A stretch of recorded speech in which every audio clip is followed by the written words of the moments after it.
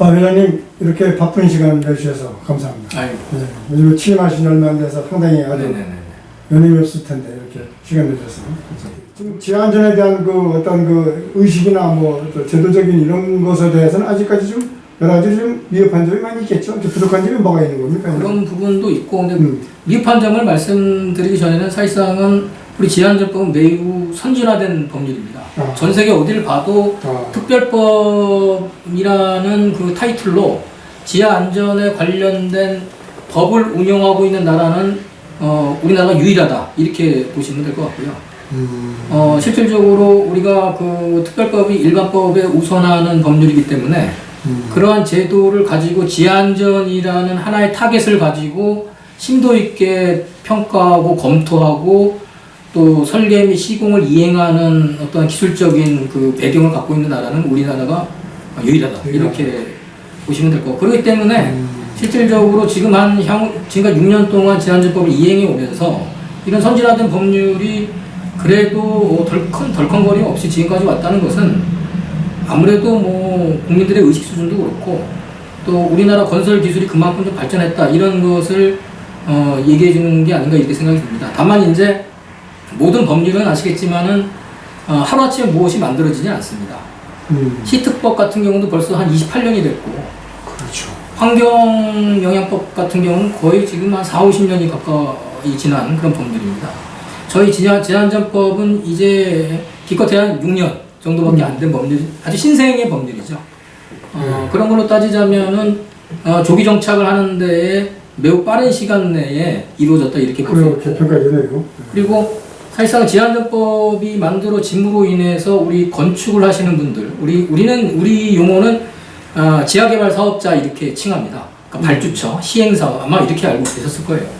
사실상 그분들이 이러한 법이 만들어짐으로 인해서 별도의 평가를 받아야 되고, 그러다 보니까 행정적으로 조금 시간이 좀 더 들겠죠. 금전적인 부분도 또 부담할 수밖에 없고. 그렇죠. 처음에 6년 전에는 이러한 법이 태동할 때는 반대가 굉장히 심했어요. 근데 지금 보면은 많은 부분의 그 지하공간 개발을 하시는 그 사업주, 발주처 분들께서 매우 긍정적으로 지금 받아들이고 있는 실정이다 이렇게 보시면 됩니다. 긍정적으로 받아들인다고 해서 오히려 더 이 법이 있음으로 인해서 그렇죠. 더 어떤 사업을 진행하는데 더 합리적이고, 그렇죠. 편익이 있다 이런 뜻으로 그렇죠. 받아들이게 되겠죠. 예, 왜냐하면 우리가 이제 사업주나 발주처 측면에서는 전체적인 사업을 핸들링 하시는 분들이기 때문에 지하안전이라는 한 부분에 집중해가지고 그 확인할 수 있는 그러한 접근성이 매우 떨어져요. 그러다 보니까 저희처럼 이렇게 저희 협회도 그렇고 또 이 법도 있고 또 다양한 그런 지하안전 평가를 수행하는 전문 기관들도 있습니다. 그런 사람들이 그런 일을 대행해주고 있기 때문에 어떻게 보면은 설계 단계에서는 설계에 어떤 미스가 발생할 수 있는 부분, 사람이 하는 일이니까 이런 부분들 한 번 더 스크린할 수 있는 기회가 생긴 것이고, 그 다음에 시공을 할 때에는 우리가 지하 굴착 공사를 다 완료하기 전까지, 완료할 때까지 현장에서 조사를 합니다. 그러니까 지하안전 평가가 제대로 이행이 되고 있는지를 조사를 해요. 그렇기 때문에 시공적인 어떤 미스를 한 번 더 걸을 수 있는 그런 장치가 생겼다. 그렇게 본다면 사업주나 시행자 입장에서 본다면은 조금 더 마음을 조금 놓을 수 있는 그 전보다 그런 기회가 생겼다 이렇게 보기 때문에 말씀드린 바와 같이 그 우리 발주처나 시행사 분들은 지금 지하안전법을 이행하는 지하안전 평가에 대해서는 굉장히 긍정적인 시각으로 보고 계시다 이렇게 말씀드릴 수 있겠습니다. 한참 뜨고 있는 안전진단 업체들과 거의 비슷한 유형의 업무 성격을 갖고 있거든요. 그거는 조금 제가 선을 긋고 싶은 게 그분들하고 업무적인 선을 긋고 싶은 게 아니고요. 색깔이 좀 다르다. 그러니까 어떻게 다르냐면 우리가 안전진단이라 하면 지어진 그 구조물 자체에 대한 안전성을 판단하는 거잖아요. 그렇죠. 우리는 뭐냐면은 지어지기 전에 또는 지어지기 전에 그 구조물 중에서 지하에 국한되어 있는 것이죠. 네, 그래서 제가 이제 주장하는 건 이렇습니다. 사실상은 우리가 이제는 이제 토탈 매니지먼트 쪽으로 가야 되거든요. 지금 구조물에 대한 방금 말씀하신 안전진단에 대한 업체나 그 안전진단을 하는 시스템은 매우 잘 돼 있어요. 그거는 국토부의 산하기관이 국토안전관리원에서 주관하고 있는데 매우 잘 돼 있습니다. 자, 그러면은 우리가 하고 있는 지안전 평가는 지금 공사 중에 하고 또는 공사 전에 하는 평가들 아니겠습니까? 평가나 조사. 제가 주장하는 건 이렇습니다. 설계부터 시공부터 유지관리까지 이제는 이걸 토탈 매니징할 수 있는 어떤 시스템이 만들어져야 된다. 이렇게 주장을 하고 있고, 실질적으로 우리 지안전 법에 근거한 지안전 평가가 앞으로 굉장히 성장을 하게 된다면 이런 부분이 충분히 가능하지 않겠느냐, 이렇게 생각을 하고 있는 겁니다. 그 이유는 구조물을 아무리 잘 그러니까 아무리 유지관리를 잘 하더라도 원래 잘 만들지 못하는 구조물이라면 문제가 있겠죠. 그러니까 이것을 하나의 LCC 차원으로 이렇게 자산관리 차원으로 접근을 할 시기가 됐다, 이렇게 말씀드릴 수 있겠습니다. 이제 3기 회장님으로 취임을 하셨는데 할 일이 많으실 텐데 주로 어떤 업무를 주 업무를 좀 설정하고 계십니까? 예, 일단은 뭐 10번을 질문해도 한 가지 답밖에 없는데, 결국은 협회의 그 존재의 의미는 회원들이 있어야 저희 협회가 존재합니다. 저희는 학회가 아닙니다. 저희는 연구하는 단체가 아니고 우리 회원과 회원사들의 권익 향상을 위해서 만들어진 조직이기 때문에 말씀드린 바와 같이 소통입니다. 소통. 우리 회원과 회원사들의 그 적극적인 소통을 위해서 제가 가장 먼저 중점적으로 노력을 할 거고요. 그리고 사실상 뭐 저희 지안전협회가 6년, 7년 됐다고는 하지만 짧은 그런 역사를 갖고 있는 조직입니다. 그래서 조직을 전폭적으로 좀 개편을 했습니다. 저희 토목 분야에 또는 지안전 분야에 관련되어 있는 세부 기술을 이렇게 열거를 하면 어림잡아 10가지가 넘습니다. 그래서 그 한 10가지 정도 되는 기술위원회를 제가 만들었습니다. 그래서 그 각각의 기술위원회 전문가분들을 모시고 저희가 지안전 법이 앞으로 좋은 방향으로 좀 개정이 되고 기술적인 저희가 이제 백업을 직접적으로 좀 할 수 있게끔 이 백업을 해드리는 대상은 역시나 우리 국토부, 또 국토부 산하에 5개의 지방청이 있지 않습니까? 지방청들. 그 다음에 국토부 산하기관인 국토안전관리원, 그 다음에 한국도로공사. 이분들의 어떠한 지하안전을 이행하고 실질적으로 업무를 수행하시는 분들의 기술적인 백업을 하겠다. 그래야만 또 그 같은 기술과 어떤 법 제도에 대해서 상생할 수 있는 배경이 될 수 있기 때문에 그게 이제 두 번째로 제가 생각하는 그런 내용이 되겠습니다. 자, 그러면 아무래도 이제 그런 여러 가지 업무를 수행하게 하기 위해서는 이제 여러 가지로 이제 협조상이 필요할 텐데, 특히 이제 대정부와의 국토부와의 서로 업무 관계 협조라든가 이런 것도 우리 협회 회원에서 협회가 바라고 있는 또 희망하고 있는 여러 가지 제도 개선 등등이 있을 텐데 좀 어떠십니까?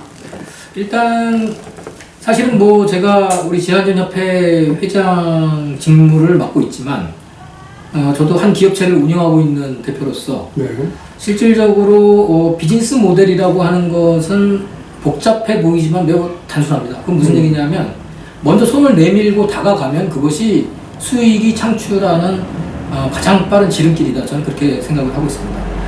그래서 지금 현재 우리 국토부 본부, 그 다음에 5개 지방청하고 협의하고, 그 다음에 저희들 계획을 제출하고 동의를 얻은 부분들이 몇 가지가 있는데, 그 중에 이제 첫째는 뭐냐면은 저희가 먼저 다가가겠다, 이런 겁니다.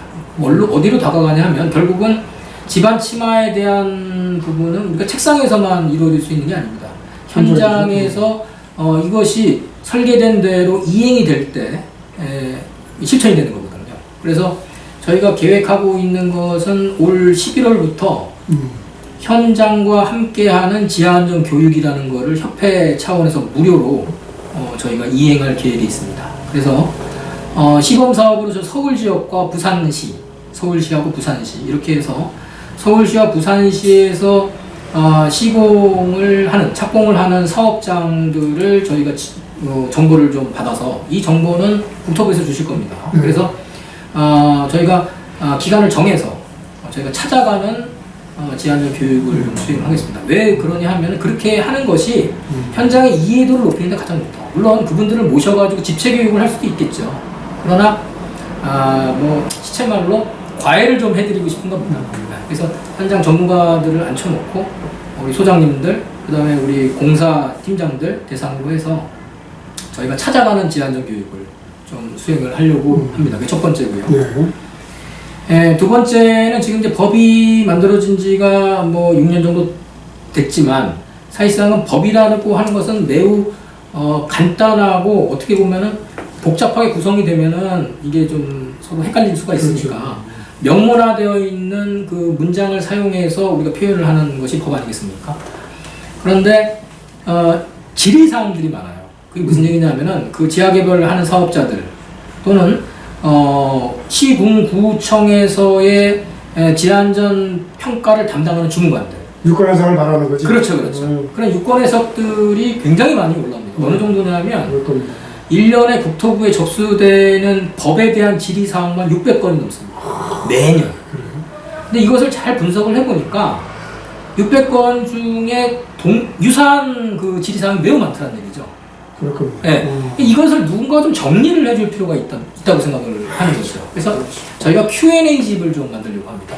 질문과 대답에 대한 Q&A집을 저희가 분기마다 지금 만들어서 이것을 좀 배포할 계획이 있습니다. 자, 이렇게 하게 되면 우리 질문하시는 어떤 사업주분들도 업무가 좀 단축될 수 있고, 왜 그러냐면은 지금까지는 질문을 하고 대답이 오는 기간들이 좀 있지 않습니까? 보름에서 20일 정도 되는데 그 기간 동안 사업을 못 하거든요. 그걸 좀 단축할 수 있고, 그 다음에 행정을 하시는 우리 주무관분들도 거기에 얽매이지 않을 수 있기 때문에 그런 부분이 모두 윈윈할 수 있는 어떤 소통의 창구를 만들 필요가 있다. 그것이 좀 활자화하는 것이 좋겠다. 그래서 Q&A집을 좀 만들 생각이 있습니다. 그다음 마지막에 세 번째로는 우리가 건설 선진국이라고 하고 있지만 사실상은 뭐 계속 매스컴에서도 치마 사고, 붕괴 사고 이런 것들이 많지 않습니까? 뭐 그 원인을 따지자면은 너무 많겠죠. 그러나 그 중에 하나는 제가 보기에는 우리나라 국가 기준이 있습니다. 근데 그 국가 기준이 잘못됐다는 것이 아니고 어느 나라든지 선진국 우리 그 법령 시스템은 법이 있으면 그것을 실질적으로 이행하기 위한 가이드라인이나 매뉴얼이 좀 있습니다. 분야별로. 근데 이러한 매뉴얼이나 가이드라인이 매우 부족한 부분이 바로 우리 지하 안전에 대한 또는 지하 굴착공사에 대한 부분이 많습니다. 그래서 이러한 부분들을 해결하기 위해서는 저희 같은 우리 전문기관, 특히 저희 같은 비영리 단체가 이러한 가이드라인과 매뉴얼을 저희가 만들어서 그것을 함께 좀 공유할 수 있는 그러한 장을 좀 만들고자 저희가 아까 말씀드렸던 그 우리 기술문과위원회를 활용해서 그 매뉴얼과 가이드라인 작성을 추진하려고 준비 중에 있습니다. 그래서 방금 말씀드린 이 세 가지 사항은 제가 국토부의 업무 관련 계획을 말씀을 드렸고 지방청에도 제가 말씀을 드렸는데 공통적으로 상당히 긍정적으로 받아주셔서 뭐 제가 좀 힘을 얻고 추진을 하려고 지금 계획 중에 있습니다. 그야말로 협회의 이 어떤 그 존재 가치, 존재 의미, 존재 이유를 분명히 하고 계시네요. 근데 뭐 이건 좀 부끄러운데 다시 말씀드리지만은 협회가 해야 될 일입니다. 협회가 해야 될 일이고, 근데 그것이 지금 이제 이행이 안 됐던 거는 법을 이제 조기 정착하는데 온 힘을 쏟았기 때문에 우리 3기 때부터는 보다 실질적인 업무를 좀 수행하자. 그런 생각으로 제가 준비 중에 있는 겁니다. 자, 좀 대화를 좀 바꿔보겠습니다. 예선님께서는 뭐 이렇게 평소에 갖고 계신 어떤 기본적인 뭐 거창하게 말씀드리는 삶의 철학 어디다 두고 계십니까? 제가 그 회장 출마를 했을 때 그 슬로건을 제시했다시피 결국은 변화, 성장, 소통입니다. 그건 뭐 틀림이 없고요. 이거는 뭐 우리 협회뿐만이 아니고 또 업체도 마찬가지고 가정사도 마찬가지인 것 같아요. 서로 변화하지 않고 성장하지 못하고 소통하지 않으면은 또 성장하지 못하고 이렇게 생각합니다. 그래서 변화와 성장의 기반은 소통에 있고 소통을 통해서 변화하고 성장할 수 있을 것이다. 저는 그것은 분명하다 이렇게 갖고 있고 그리고 제 가치관이기도 합니다. 우리 한국지하안전협회가 이제 뭐 회원들의 여러 가지 어떤 그 시장 창출은 편익은 물론이겠지만 나아가서 우리 국민 안전을 한층 접수시킬 수 있는 그런 일대 계기가 될 것으로 믿어 싶지 않습니다. 네, 감사합니다. 그러니까 오늘 장시간 좋은 말씀 감사합니다. 감사합니다. 고맙습니다. 네. 예.